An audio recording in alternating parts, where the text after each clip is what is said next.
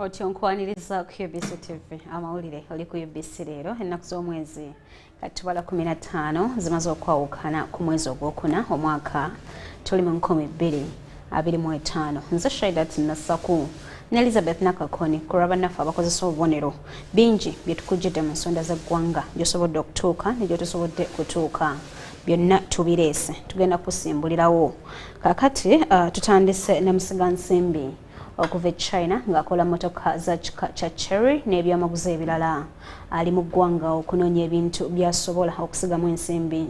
Ono asinkanyisa wa Minisita Rubina Nabbanja ne boogera ne ku nsonga eziwerako. Nabbanja amusuubizza nga gavumenti bw'ejja okumukwasizaako ng'azimba ekifo awagattirwa motoka baasi n'ebirala. Katubirabe.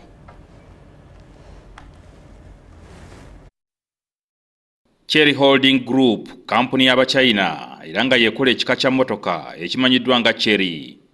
Kampuni eno kigambibwa nti balirwamu ebyobugagga bya buwumbi bwa $7. Eno ng'esinga Uganda obugagga kubanga Uganda ya buwumbi bwa $5. It's about $70 billion and we have sold 2.6 million cars to the worldwide.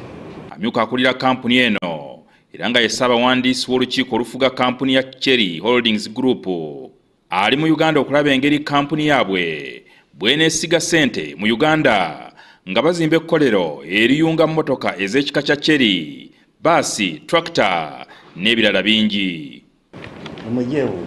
Focus on the automotive and also the agricultural, the components and the energy, also include the green materials. And for the Global Fortune 500, we ranked 385 in 2023. Bano olwaliro basinkanye Ssaabaminisita wa Uganda, Rubina Nabbanja. Your coming to Uganda definitely is an open door check because the country is secure. You know, you put your money here, you are secure. We have peace and security of both property and people. Because I was told you are coming here to put an assembling plant. And that assembling plant will help you to access the East African market. It will help you to access the Comesa market. It will also help you to access the African Free Trade Area with 1.5 billion people as our population. Kampuni eno okusimba amakanda mu Uganda baagala okukola mmotoka ezikozesa amasannyalaze, baasi, gaali eziddukira ku masannyalaze, tractor, amasannyalaze ag'enjuba, obumotoka obubuuka ng'ennyonyi, pikipiki ez'amasannyalaze n'ebirala bingi. In energy, electric vehicles, agricultural modernization and sustainable infrastructure. Cherry brings with it not only just high technology but also a strong commitment to local collaboration. Ssaabaminisita bano abasuubiza nti gavumenti ya Uganda netegefu okubayambako okulaba nga bazimba ekkolero eriyunga mmotoka, baasi, tractor n'ebirala. There are so many investment benefits we give companies that come in Uganda. We give them 10 years tax holiday. If you want to invest in the country, we can also give you free land. Nabbanja asabye Abachina okulaba nga bayambako Uganda okwongera omutindo naddala ebyobulimi n'obugagga obw'ensibo. We want to add the value to coffee so that we can export coffee ready to consume in China, add value to other minerals. We have a lot of minerals in the country. Ssaabaminisita yeebazizza gavumenti ya China obuyambi bw'evujjirira Uganda n'Afrika okutwaliza awamu okujijja mu bwavu. China has really helped us in a number of things and I want to appreciate the government of China.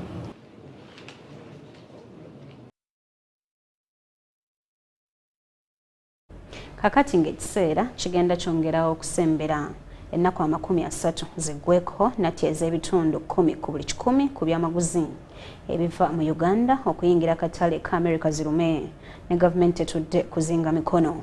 Akakiiko akawabula omukulembeze w'eggwanga ku nsonga z'ebyamaguzi ebitundibwa ebweru nga bakulemberwa Audrey Krabogo baliko bye beenyigiddemu okulaba nti ate ssente z'Abannayuganda abasuubuza mu America teziggweera mu misolo. Katubirabe.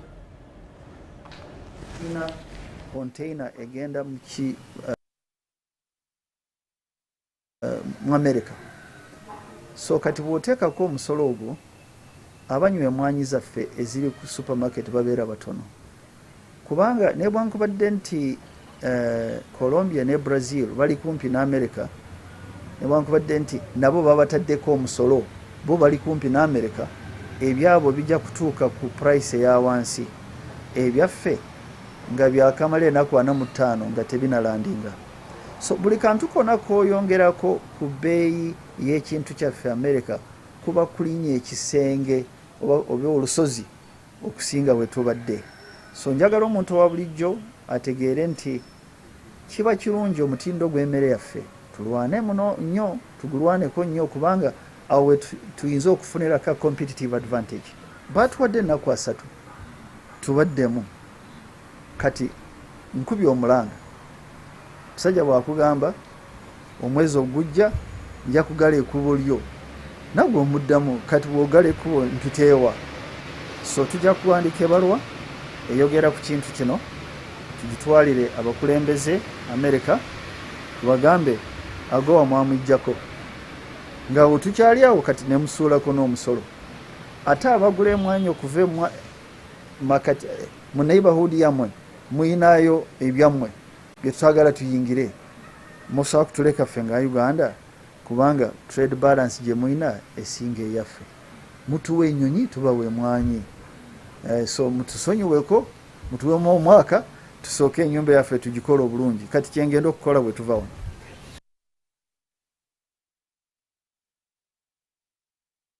Mawulire ga UBC leero. Kakati President Yoweri Kaguta Museveni alabudde nti wali ajja kusigala ng'ayinaayina kasita anakwatibwa nga bba ssente ezigenderera okuyamba abantu okwejja mu bwavu mu nkola eya Parish Development Model.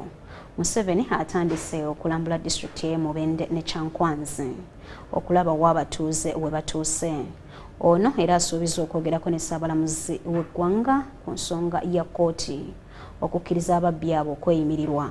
Alambudde ku Reverend Emmanuel Kiyemba owa St. Joseph Catholic Parish e Busunju ng'onaafuuse kyakulabirako ky'amaanyi mu ggwanga.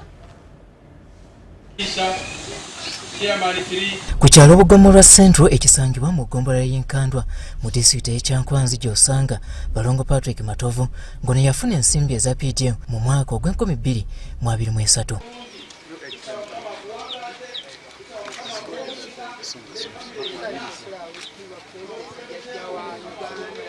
Balongo nga yafuna akakadde kamu aka gavumenti agamba nti yasalawo kateeka mu kulonda era ng'ono yakyaziza omukulembeze w'eggwanga Yoweri Kaguta Museveni bw'abadde atandika olugendo lw'okulambula ekitundu kino ekyaguleta Mubende. Ezo twagulanga buli kakoko nga tukagula omutwalo gumu n'ekitundu ne tugula obukoko bwa mitwalo 6 obukoko 40. Ono agamba nti yadde nga yasookera mu nkoko oluvannyuma yafuna ekinyegenyege ekyokulunda ente y'amata. Bwe twawoza emitwalo 9 ne tubeera nga tugamba kakati tuteeketeeke pulojekiti endala ne tugamba tunoonyeyo ente. Ono ng'awangalira ku bugazi bwa eka 3 atubuulira nti kati obulamu butandise okukyuka era nga gy'agenda bw'alabayo. Twalundira emyezi 6 enkoko ezo ne zikula bulungi ne tujjamu enkoko 10 ne tuzitunda ennaku zaali nnaku nkulu. Buli nkoko twagitundanga emitwalo 4.5 ne tujjamu emitwalo 45. Wabula mu kukyala kuno omukulembeze eggwanga abeeno bamuloopedde emivuyo ejjeze gyetobeka mu nteekateeka eno ya PGM. Bakalika balinga miliyoni 5.7 zokka ku miliyoni ezisukka 2. Kitegeeza ekigendererwa kyo otukolera banka z'emiruka omuluka gw'ennabweyo n'omuluka gwa Lubiri tebasobola kugenda mu maaso. Sente ze babajjako ezimu ziri ku CID headquarter. Nadda nga azimba mulaba n'ekubira n'abannembaga omusajja yatubba nga azimba tannaza sente zaffe kati bamukuta ogwokubiri ng'atabbi era baagala muta. Your Excellency, waliwo amateeka we gatusobera nago. Ababbi boonona budde kubanga bali wano mu Uganda tebali mu Congo. bano Pulezidenti Museveni abagumizza nti mpaawo agenda kubba nsimbi ya PDM mbu ebigere bimweyimirire, wabula agamba nti n'okutandika n'olunaku olw'enkya wa kuyimbula basajja be batandika okubafifetta. N'olwekyo abo basiru era bagenda kuyiga. Ngenda kusindika Brigadier Isoke ajje wano enkya want corruption. Temawulira bona akwata ab'ekiboga. Kati kino kinkoze bulungi bagenda kubakwata bonna. Pulezidenti Museveni bw'avudde enkyankwanzi ayolekedde Town Council y'e Busunju ekisangibwa mu disitulikiti y'Emityana.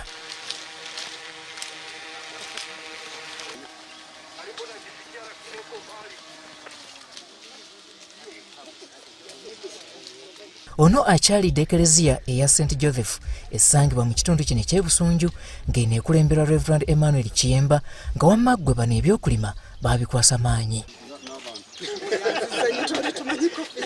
Kiyimba ne banne wamma ggwe bali mu byakulima mmwanyi, okulunda enkoko, okulunda embizi, embuzi wamu n'ebintu ebirala nga wamma ggwe mu kitundu kino bafuuse kyakulabirako.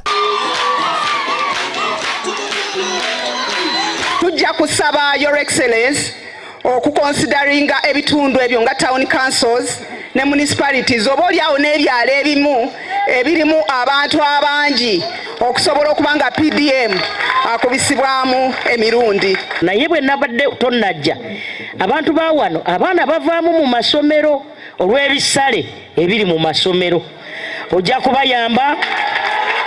Yes, abaana baffe ab'abanaku naddala ab'abanaku ate ng'ekigendererwa kyo kyakulaba ng'abaana baffe bonna basoma. Ekindeese kwe kukuba enduulu ku nsonga y'obwavu. Pulezidenti Museveni wabula kyamudde abeeno bw'ayanukudde egimu ku miranga gyabwe omuli okubagulira ebintu ebikalu omuli baasi, tractor n'okubakwasizaako ku ddemo lye baliko ery'okuzimba ekereziya wamu n'ebintu ebirala. Ngenda kumuweereza miliyoni 10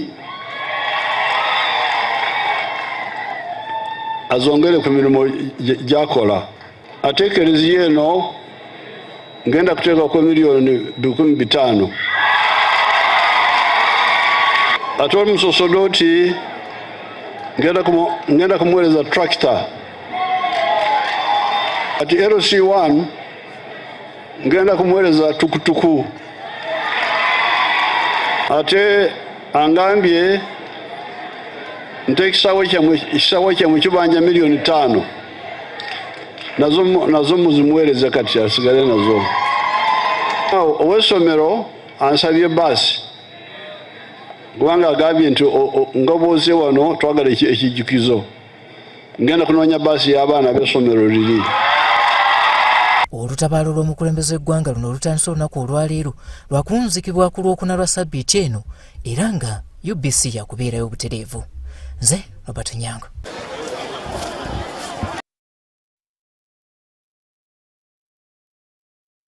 Ennyo Robert Onyango. Akabondo k'ababaka abavuganya gavumenti mu Parliament bakubiriza bannansi mu bitundu eby'enjawulo obutapika babaka baabwe kuggyayo ssente obukadde 10 ezaaweereddwa ababaka abamu olw'okubanga balina okujjuukirira abatuuze ku nsonga ezitali zimu mu byetaago byabwe. Bw'abadde ayogerera mu lukuŋŋaana olw'abannamawulire akulira oludda oluvuganya gavumenti mu Parliament Joel Ssenyonyi agambye nti ababaka 72 abali ku ludda oluvuganya batadde omukono ku kiwandiiko ekikakasa nti tebannafuna ku ssente ezo era ng'ekiwandiiko kino kitambulira ku mutimbagano. Katubirabe. Ababaka mu Parliament ku ludda oluvuganya gavumenti baanukudde omukulembeze w'eggwanga ku bbaluwa gye yawandiika ku nsimbi obukadde 10 ezaaweebwa abamu ku babaka. Mu bbaluwa eyo Pulezidenti yabuuza lwaki tebabuuza ku bulindo bw'ensimbi ze bafuna okuva mu mawanga g'ebweru amaaso ne bagatunuuliza obukadde 10. Manya ssente eziveeyo ebunaayira ne ziweebwa abantu abamu bwe twavuddeyo ne twanika ensonga eno ey'emiliyoni 10. Bw'obanga olina obujulizi ku muntu yenna afuna ssente mu mikono egitali mituufu vaayo omwanike. Trump, obukulembeze bwa Trump mu America bwavuddeyo juzi ne butegeeza buli omu nti gavumenti ya Uganda nezeefuna buwanana buwanana ku nsonga ez'enjawulo. Ssenyonyi agamba nti gavumenti esaasaanya ensimbi obuse 3.3 obwa ssente za Uganda mu nsawo y'ekyama etatunuulirwamu era ng'ensimbi zino ssabalirizi w'ebitabo bya gavumenti tazitunulamu. Eggwanga libeera ne classified naye okusookera ddala erina okuba nga bw'ogipima ne ssente ezigwa mu ggwanga eryo kikola amakulu.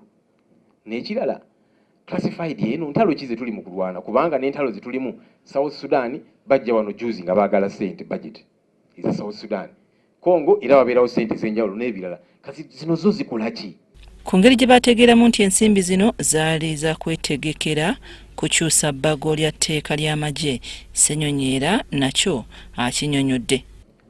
N'okutegeka ababaka okubateekateeka nti ennongoosereza mu UPDF Act bw'enaaba ezze bagiyise mu bwangu okulaba nti abantu ba bulijjo basigala nga bakaligibwa kooti z'amagye. Ebimu ku ebyo gavumenti byereeta mu Parliament eno weekend. The Uganda People's Defence Forces Amendment Bill 2025 eri kuno bagireeta wiiki eno nga bamaze okuwa ababaka akasente kati ekikulaga nti bye tubadde twogerako bituufu. Tandika okuwozesa abantu ba civilian, abantu abatalina yadde mundu, atalina yadde ekyokulwanyisa, otandika omutwala mu kooti maaso. Ekyo kikyamu era kooti decision kyeyakola kyekyo kituufu. Tubasuubiza nti tujja kukola ekisoboka okulemesa etteeka eryo mu Parliament kubanga tteeka siri abantu. Ssenyonyi era asambaza ebyogerwa nti ensimbi zino zaali za kuyamba baka kulondoola pulogulaamu za gavumenti mu bitundu bye bakiikirira. Emu ku ezo ensonga ezitusasuza omusaala kulondoola mirimu gya gavumenti bwe bumu ku buvunaanyizibwa bwe tulina. Kyovudde olaba tusasulibwa omusaala okujja wano tuteese wiikendi ne tugenda mu bitundu gye tuva okuwayamuko n'abalonzi n'okulondoola emirimu gya gavumenti. Ogwo omusaala tugufuna ne allowance ezi. Kati kino lwaki bakoze ekyenjawulo? Kyanjawulo ki? Tulina nnyingi ng'ababaka naye tugamba nedda tugenda kutwala ssente enzibe nti olw'okubanga twagala kukwasaganya nsonga zimu mu bitundu byaffe. Nedda zino ssente enkyamu, ssente enzibe. Tulina na bw'ogenda ziwa accountability mb'ozigyeyo ng'omubaka ani agenda okuziwa auditinga zino ssente enzibe? Saayisibwa zitya? Nga zigenda kukola ki? So tuleme kuteeka ababaka ku pressure kuba tuba tugenda batomeza. Enkeera kati ababaka ku ludda oluvuganya 72 be batadde emikono ku kiwandiiko ekikakasa nti bo tebafunanga ku ssente obukadde 10. Ndi Nafuka Farida ne Gloria Gwetabingi ku Parliament. Omuwendo gw'ebyennyanja ebikwatibwa okuva mu nnyanja Kyoga guviiriddeko omusolo okusolozebwa mu disitulikiti y'e Nakasongola okweyongerako nga kino kiviiriddeko n'abakozesa ennyanja okwongera ku nnyingiza mu maka. Kino abavubi n'abakulembeze bakitadde ku mulimu okolebwa eggye eryateekebwa ku nnyanja okulwanyisa envuba embi. Bino bibadde mu nsisinkano y'abavubi n'abakozesa ennyanja Kyoga n'omuduumizi w'eggye erirwanyisa envuba enkyamu ku nnyanja Lieutenant Colonel Maset Kahira ku mwalo gw'ekikaraganya mu ggombolola y'e Rampanga mu disitulikiti y'e Nakasongola. Sasula 15 funa license. Lieutenant Colonel Maset Kahirwa nga yaduumira ebikwekweto ku nnyanja ayongedde amaanyi mu kaweefube w'okulwanyisa envuba etakkirizibwa mu mateeka ng'atalaga emyalo egitali gimu okusomesa abavubi ku tteeka ly'ebyobuvubi eppya erya Fisheries and Aquaculture Act 2023. Tewali avuba bulungi wano.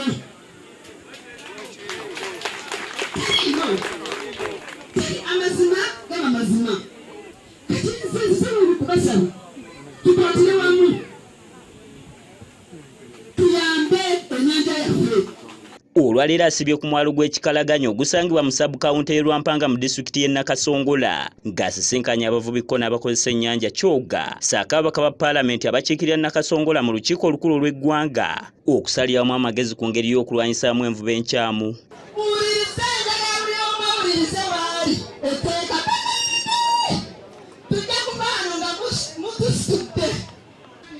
Sulaiman Sekakoni y'omu ku bavubi abadde obujulizi nga bwe yali kafulu mu kwenyigira mu kuvuba ebyennyanja ebito wabula ne yeekuba mu mutima n'akyusa endowooza bw'atyo n'atandika okweyambisa obuvisi bwe bikkirizibwa mu mateeka. Etteeka ndiyize era n'envuba gye tubadde tuvuba mu mazzi wano tuba tuvuba bubi mu butuufu. Kino kisanyudde Kano Mase era bw'atyo n'amuwa obukadde 2 mbagirawo ze muyambeko okusasula yingini bw'atyo n'asaba abavubi okumulabirako. Nebaza kulwa gavumenti ya Uganda okulonda Mase ye muntu atuukirikekako n'oyogera naye n'akubuulira ekituufu ekiba ekikyamu. They have mean information about the law, but the FPU has taught them clearly and they have understood now what they are supposed to do. Wano kitegeerekese nti ebikwekweta ebize bikolebwa mu bbanga ery'omwaka ogumu kiviiriddeko okweyongera kw'ebyennyanja, kino nga kireesewo n'okweyongera kw'omusolo ogusolozebwa mu disitulikiti y'e Nakasongola. As you do fishing, you preserve the species of those fish that are still growing so that there is continuity and sustenance of production on the lake. Wano kikakasiddwa nga kaweefube okutalaga emyalo egy'enjawulo nga basomesa abavubi okwetoloola eggwanga bwakyagendera ddala mu maaso okutuuka nga abavubi bakyusizza endowooza ssaako n'okumanya amakulu agali mu kutaatira ennyanja za Uganda. Nze Sula Kagugube, wano mu disitulikiti y'e Nakasongola. UBC leero tukuwummuzaamu katono nnyo tukomawo n'ekitundu ekyokubiri.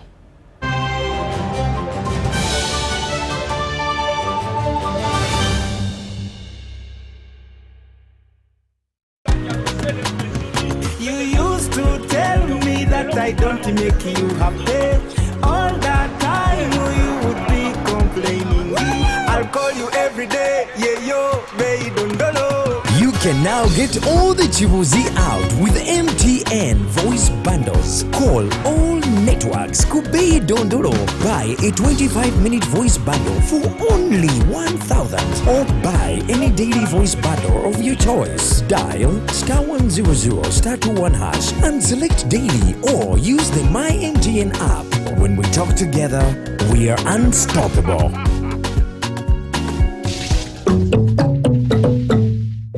A smile that is white, fresh and beautiful is a smile to be proud of. Discover new Colgate White and Fresh for the whole family with high quality and an incredible price. Mikolo Business Expo 2025 inekomyewo wakati w'ennaku z'omwezi 9 paka 11 Mei Lugugu Women Showgrounds. Event service providers n'aba business endala zonna mwandibaddemu eyuna Mikolo Business Expo 2025 emidaala giri ku mitwalo 60 eyuno bronze emitwalo 80 ku silver ate gold yakakadde kalamba kwogata platinum yakamu kitundu okuyingira Mikolo Business Expo 2025 kwa 15 zokka kati wosasula omudaala osasulidde ekifo tenti emmeeza entebe 2 kwogata amasannyalaze ne security okumanya ebisingawo kuba 0701 620 292 oba 0776 620 292 biteeddwa mu ssente Photogenics Limited, Lean Events, Crane Performers, Chabasa Pharma, BBS Telefina, UBC, Rosie Roots, City Bridals, Joyce Sonko Textiles, Channel Ladies Choice, Njuvu Estates, Junico Rio Deco, Victory Travel Center, Tender Gardens, Eco Farm Pharmacy, Mikolo Magazine, ne Pepsi. This is Diamond Platinums. Just want to confirm to you that May 24th, I'll be performing live at Africa Coffee Park for Coffee Marathon concert, and Diamond Platinums will be performing live. So tell all Mukos, Lion Simba is coming. Gonna have fun. Gonna celebrate. Grab your kit, grab your shoes, because we are running at the Coffee Marathon in Tungamo on the 24th of May. And if running is not your thing, you can show up for the vibes. As we close the day at the Coffee Concert with live performances from Diamond Platinums, Sister Charity, and Reggie. Visit www.coffeemarathonug.com to register now for just 30,000 shillings. Your fee includes a marathon kit and full access to the concert. The Coffee Marathon, uplifting rural coffee women out of poverty. Brought to you by Inspire Africa Group. The Office of the Prime Minister informs the general public that the country will be characterized by heavy rains from the month of March to May 2025. The public is advised to undertake the following measures to mitigate the devastating impacts of the heavy rains. Clear the drainage channels to avert flash floods. Cover all manholes and avoid walking and driving in flooded road sections. Trim the old or hanging tree branches near buildings and over the roads. Notify the authorities about the disasters caused by the rain in your area. ensure that school-going children are accompanied to and from school by adults. And lastly, follow the weather updates provided by the Department of Meteorological Services. Please be safe. Onoonya ekiku kya mulembagirawo akazannyo ka spin for cash kaakano kaguse ku mutimbagano ku nnusu 5 lukumi n'enkumi 2 zokka osobola okucacanja wonna w'oli tosigala mabega weewandiise ku www.nationallottery.go.ug naawe ofuna omukisa ogw'okwewangulira kavu wa buwumbi 2 obwa siringi za Uganda. Kati n'olinda ki? Zanya spin for cash wonna w'oli essaawa yonna. Ituba is the proud operator of the Uganda National Lottery. Uganda National Lottery. Dream, play, win. Participants must be 18 years or older. Play responsibly. The Uganda National Lottery is operated by Ituba Uganda and regulated by the National Lotteries and Gaming Regulatory Board.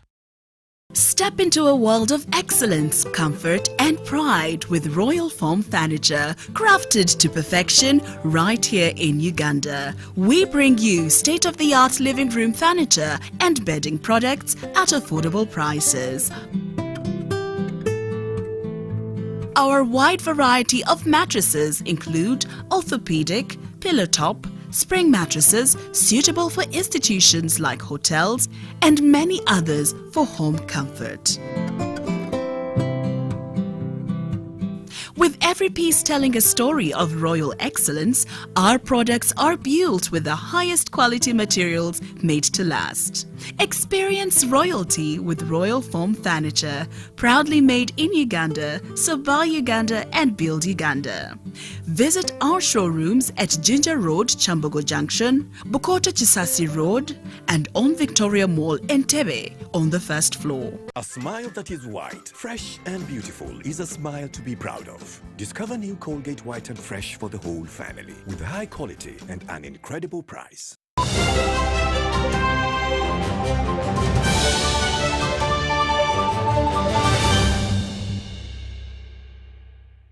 Kulikayo mukuwumulamu okwo nkwaniriza ne mu kitundu kyaffe ekyokubiri eky'amawulire gaffe aga UBC leero. Nzikiriza tweyongereyo n'ekibiina kya National Resistance Movement NRM nga kikulembeddwamu ssaabawandiisi w'ekibiina kitongozza enteekateeka egenda okugobererwa mu by'okulonda. Ssaabawandiisi w'ekibiina kino Richard Todwong ategeezezza bannayuganda nti baawandiisa abantu obukadde 2,740 n'obugwamu naye nga kwabo bwe bajjamu abatannatuuka kulonda babeera basigazza abalonzi obukadde 19,880. Ekibiina kya National Resistance Movement banjizza enteekateeka ezigenda okugobererwa mu kulonda kwabwe. Mwezi guno nga 24 paka nga 3 wajja kubaawo okulaga expression of interest abagenda okwesima naye nga okulonda kwennyini kugenda kubeerawo nga 6 May tujja kuba tulonda obukiiko bwe NRM ku byalo lwe tutandika. May 24 tujja kuba tulonda obukiiko bwe NRM special interest groups bujja kuba bulondebwa. Ababaka ba Parliament tusuubira nti bajja kukima forms okulaga nti bagenda kwesimbawo mu June nga 2 paka June nga 15 era ne nominations zigoberere naye nga okulonda ku babaka ba Parliament mu kamyufu kwanga 16 July 16 July oba 16 omwezi ogw'omusanvu 2025 era tujja kuba n'okulonda okwa kamyufu okwa local governments ba councillors. Namayanja atunnyonnyodde nti okuvanga 6 May lwe bagenda okutandika okulonda abakulembeze okuviira ddala ku byalo so n'obukiiko obulala bujje nga buddiriŋŋana okutuusa lwe banaalonda obukiiko obw'oku ntikko. Nga NRM tujja kuba tulonda abanaabeera mu bukiiko bwaffe obw'abantu 3 naye ate tujja kukola n'akamyufu aka LC1 nti Electoral Commission weeneerangira nti kati kulonda LC1 ffe tujja kuba ba flag bearers baffe tubalina. Mu ngeri y'emu Namyala atubuulidde ensimbi ezigenda okuggyibwa ku bannakibiina abeegwanyiza ebifo eby'enjawulo. Ayagala okwesimbawo okubeera national chairman w'NRM agenda kubanga asasula obukadde member wa parliament obukadde 3, lord mayor akakadde 1.5, city councillors emitwalo 5, lord councillors akakadde 1, chairman owero C5 akakadde 1, LC5 councillors emitwalo 2, city division mayors akakadde 1, municipal mayors emitwalo 75, municipal division councillors emitwalo 10, sub county councillors oba ku magombolola emitwalo 2, bakansala abajja ku gombolola nga bava ku miruka emitwalo 2, chairperson owero C1 nomination fee ya mutwalo 1. Nziramu mu structures ze NRM, chairman we NRM ayagala okubeera chairman we NRM obukadde 2, ayagala okubeera first national vice chairperson oba vice chairperson yasooka obukadde 10, vice chairperson owokubiri nga mukyala obukadde 10, national vice chairperson oba vice chairpersons aba regions obukadde 5, ba chairperson aba leagues ez'enjawulo akakadde 1, ba executive members aba leagues ku national level emitwalo 5, district chairperson okubeera chairperson we NRM ku district nomination fee ya mitwalo 5, ne district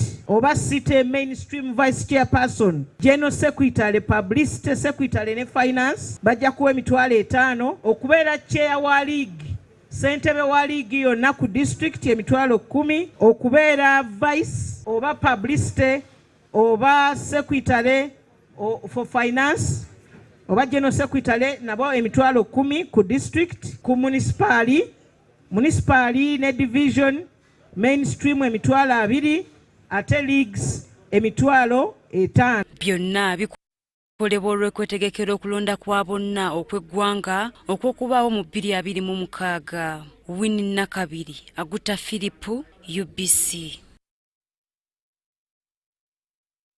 Kakati basentebe ba NRM mu district ye Kampala omuli division eya Kampala Central, Machinje, Kawempe, Rubaga ne Nakawa batabukedde ssentebe waabwe Ntanzi Stephen nga beemulugunya ku nteekateeka ya NRM etongozeddwa okwetekera okulonda kwabwe.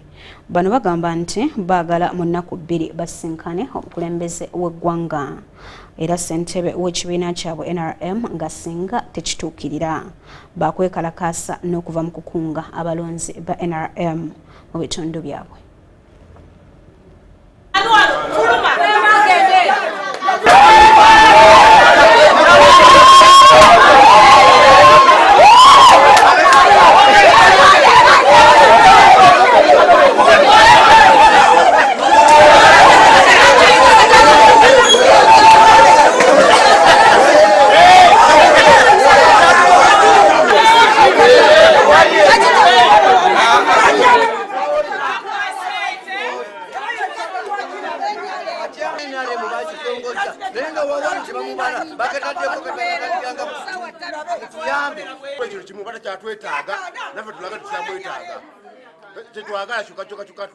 Sungu mungi nnyo era nafiirwa emmotoka zange nnya kize kuseerense buba ng'owulira ku lw'omukaaga ndayirira teri byakolaki tugenda kwekalakaasa paka luguudo lw'Entebbe oba ekyaddondo tukwate ebipande twekalakaase tulage olw'obutali bumativu bwaffe olw'okutwagala vaibu ate nga jjukira twetegekera kalulu genda mu kalulu nominations za 24 watu wali ajja kunominatingibwa nga talina facilitation eyo roadmap si yaba NRM naddala fe abalina ekibiina roadmap yabali abanene abalya mu kibiina senga babadde bafumiiti.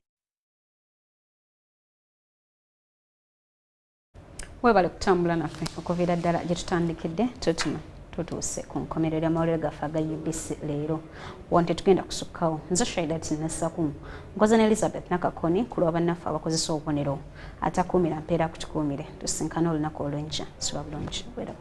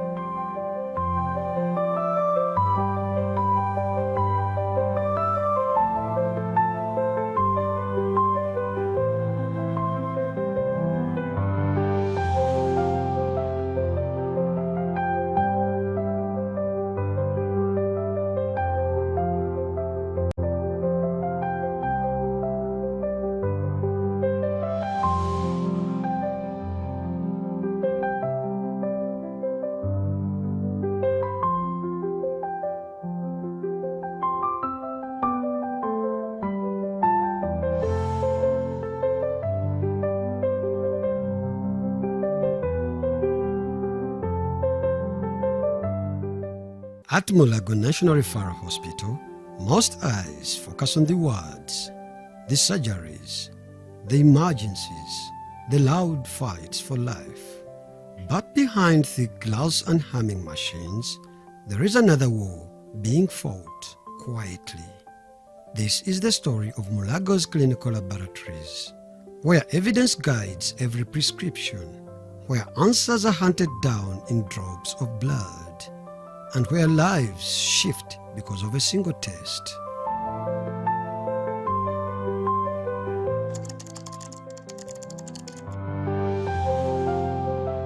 This lab in Mulago is in 2 units. We have what we call the automation lab, where we are right now, where everything is fully automated. And then we have the microbiology lab, where we deal with microorganisms. Mulago, being a national referral hospital, observes international safety procedures, and for this reason, that's why we have the microbiology lab separated from the rest of the lab.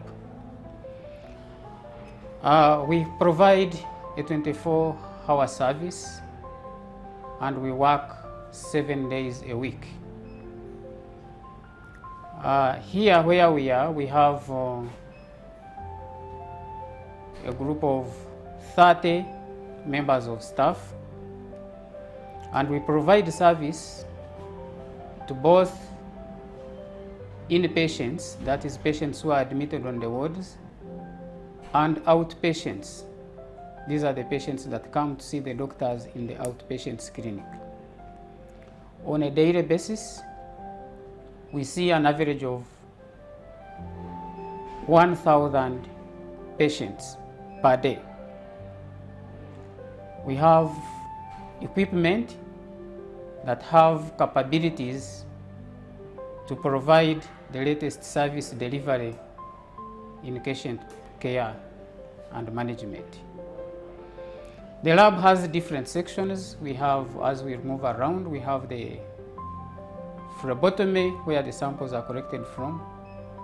Then we have the reception, where the patient's information accompanying the samples is entered into the computer systems of the hospital. And then we have the automation area, where the analysis is done to generate patients' results. Briefly, that's it about the setup of the lab. We can move around and then you appreciate how we operate. Every sample processed here represents a patient's story, a story of hope, perseverance, and the relentless pursuit of health. When patients come, we make them comfortable in this area. We check the request forms that have been made by the doctors. We see which tests we are going to do. We talk to our patients and make them comfortable.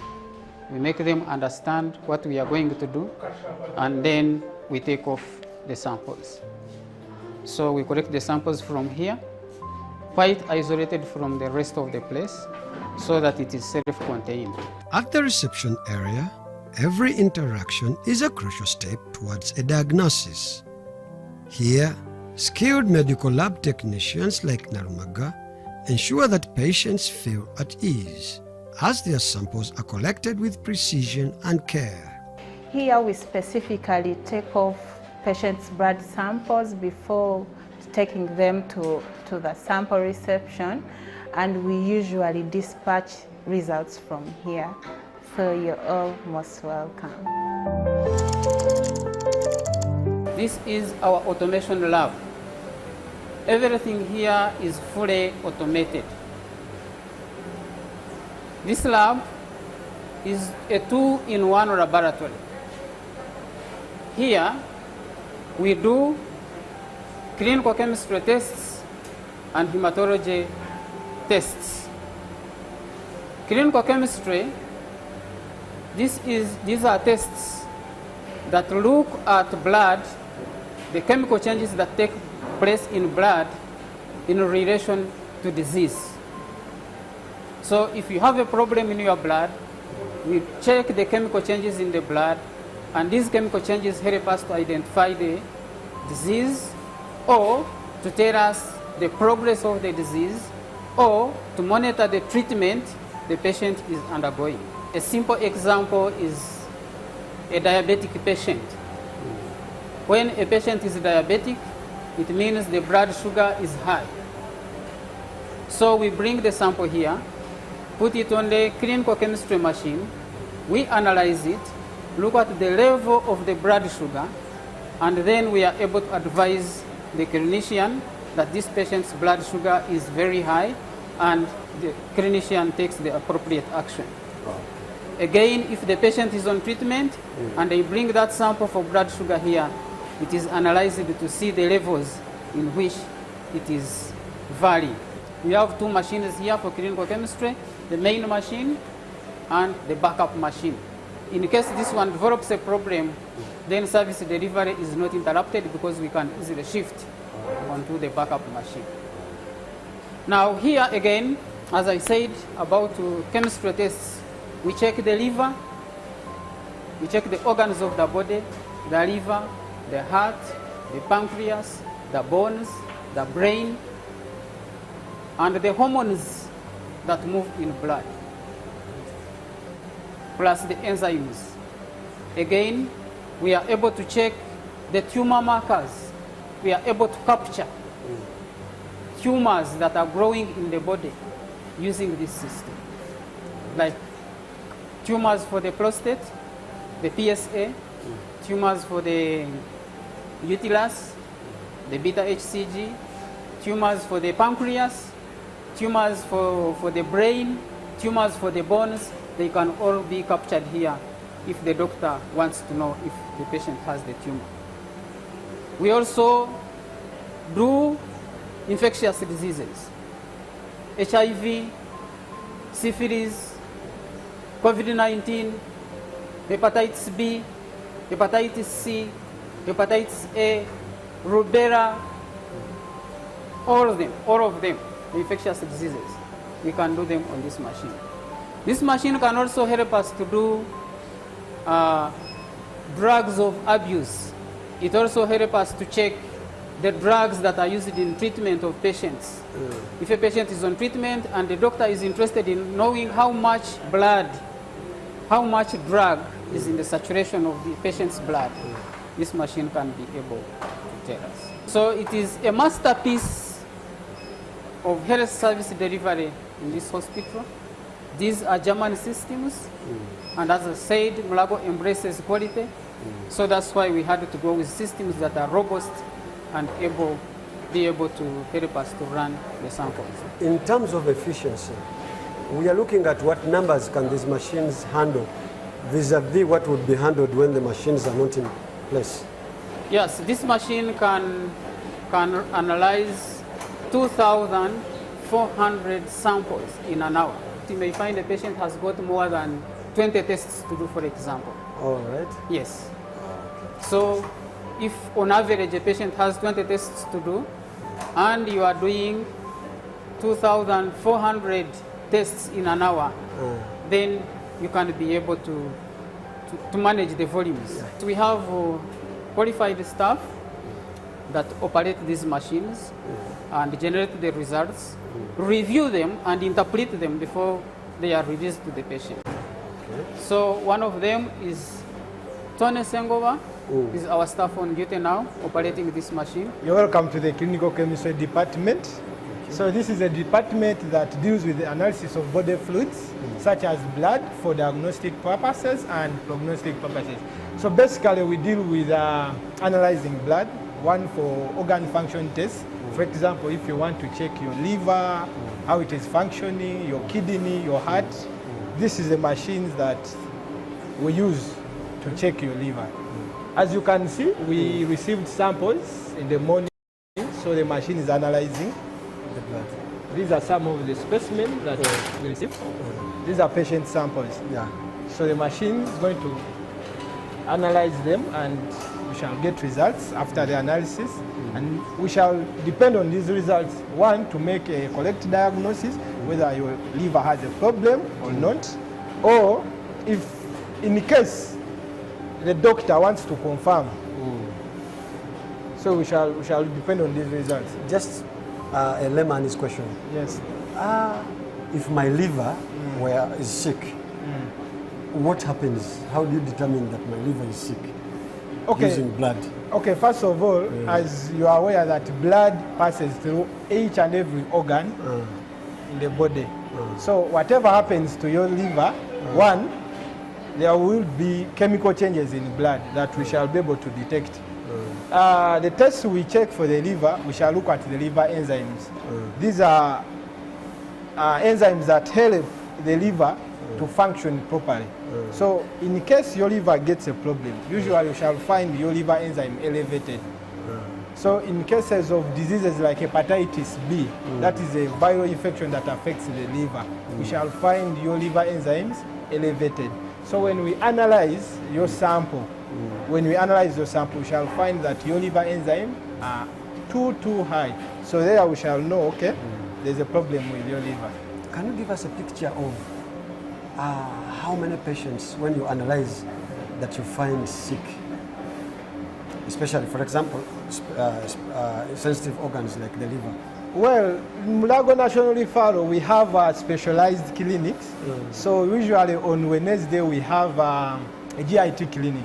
So you realize that in a GIT clinic, we can receive around 500, 700 patients.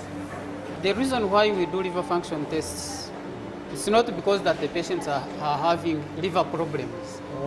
Before the patient is started on treatment, the doctors are interested in knowing the integrity of the body organs of the patient. That is the liver, the heart, the kidneys, the lungs, the bones. Because when they take in these drugs, later on we want to see if these organs are being affected by the drugs. So every patient that comes in the hospital, it's a standard operating procedure that this patient is checked to know if the organs of the body are okay to handle the kind of drug that is taken in. But again, as he explained, there are those specialized clinics that handle different organs of the body. The liver, the kidneys, the heart. Those clinics, they send samples here specifically to check those organs if they are affected. Do you ever get samples outside Mulago, other than samples from within? We get samples from outpatients clinics because we budget for the patients of Mulago. We don't budget for outside patients, except those ones who want services, they pass through the private wing. They are registered in the private wing and they are handled as private patients. So, Mr. Ramadan, when are you coming for a checkup? Do I look like I'm sick? Do I need a checkup? No, you don't need to first get sick to do a checkup. Right. Yeah? You can always do a regular checkup on your organs even before you fall sick. There is what we call a wellness program. You understand? Yes. You should always come for a regular general checkup. We check your kidneys, your liver, your blood pressure, your heart, yeah. Okay, so what's the criteria? If I'm not a patient and I want to do that checkup, that wellness checkup? Well, we have a private outpatient department. You come, they register you. They will give you a lab request form. Then you'll come to the lab. We shall take off your samples and then we analyze your blood. And that's free? Free of charge. Thank you. In that same line, do we have people that come and they are okay, then you discover that their organs are sick? Yes. We have such scenarios. Such scenarios? Yeah. I guess early detection helps a lot. Yes. And in this lab, we are able to detect, even at the early stages of disease, we are able to detect that, okay, your liver has a problem, then we start you on treatment. You see, even your vehicle, you don't need for it to first break down to take it for service. How about your body? You should usually come for a general checkup. That is a culture we adopt. It's not something that yeah, and very Ugandan. For early detection of diseases, like we mentioned that this machine can do tumor markers. We know that men at a particular stage in life, above 50, then they tend, the biggest percentage of our men, they tend to develop prostate cancer. So we captured it early. Before it becomes cancerous, we can see that your tumor is very active, and therefore we send it to the relevant clinics for better handling and management. Next, we venture into the hematology lab, where blood is not just a sample. It is a story waiting to be told in cells and components. This is the hematology section. Hematology is the study of blood and blood-related diseases. So anything to do with blood and related diseases is the study, is what we call hematology. And this is the unit that handles that. We have 3 machines, and we have our competent technical staff that run these machines. Mr. Ndoho Edgar is the head of the unit. In here, we do a number of investigations, and among those investigations, there is what we call a CBC test, or what we call complete blood count in full. Other people call it full blood count, or FBC. Others call it full hemogram, though those terms are just used interchangeably by clinicians, but they all mean the same thing. So within here, to be able to do a CBC test, we use a hematology analyzer, which you're seeing here. It's a fully automated, highly sophisticated equipment that is used to help us look at those different components of blood. When I talk of different components of blood, I'm mainly looking at the major parameters.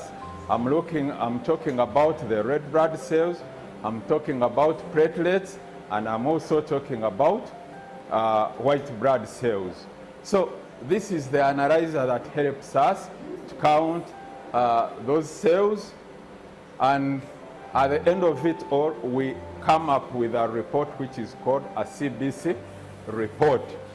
So this analyzer, once a CBC report has been generated, it becomes a useful tool for clinicians to be able to tell whether the patient they are having before them has got anemia, or that patient has got an infection, or that patient has got a blood disorder. We know of many blood disorders, but in this case we can mention of leukemia. That is a common one. We've heard of that. So it is from the CBC report that the clinician will be able to have a clue on what has really brought this patient to the hospital. It's sophisticated, and it uses 5 different advanced technological platforms to analyze those cells, so that we can look at the cell in terms of their numbers, their size, and their content in terms of hemoglobin concentration, which is very important in moving oxygen around the body. It has a capacity of running 120 samples in 1 hour. So in a tune of 1 hour, you are able to have 120 results out. And it will be able to give us over 54 different parameters about the cell lines that we are interested in. And those parameters which are generated, most of them are for diagnostic purposes. Other parameters are for research purposes. Other parameters are just for us for internal quality control system.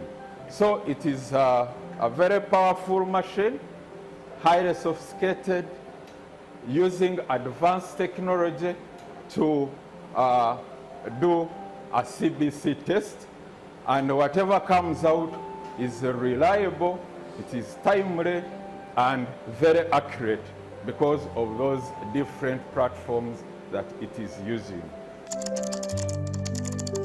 Within this unit, this is not the only machine we are having. We have that machine you're seeing over there, and there is also another machine we are seeing here. All these two machines are acting as a backup of the main analyzer. So in an event that this analyzer has a problem, then we jump very fast to utilize these machines. Because here what we need to understand, or what the public needs to understand, is that we offer a 24/7 service. In that from Monday to Sunday, morning, evening, public holidays, whichever day, we are operating. And to be able to operate all through, you can't rely on only one machine. That's why we are having different analyzers sort out any problem that may come up within the system. Yeah, when power goes off, this building has got a power backup system, in that if there is power shortage or power checking, then we have a backup system immediately get swinging into play. Among other duties that we really perform, other than doing diagnostic testing, we also offer teaching services.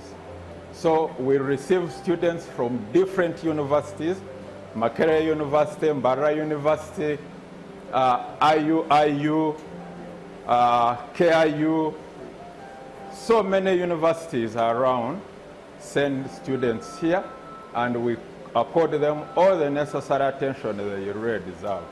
From the moment a sample is drawn to when a diagnosis is made, Mulago's clinical laboratories embody excellence in healthcare diagnostics.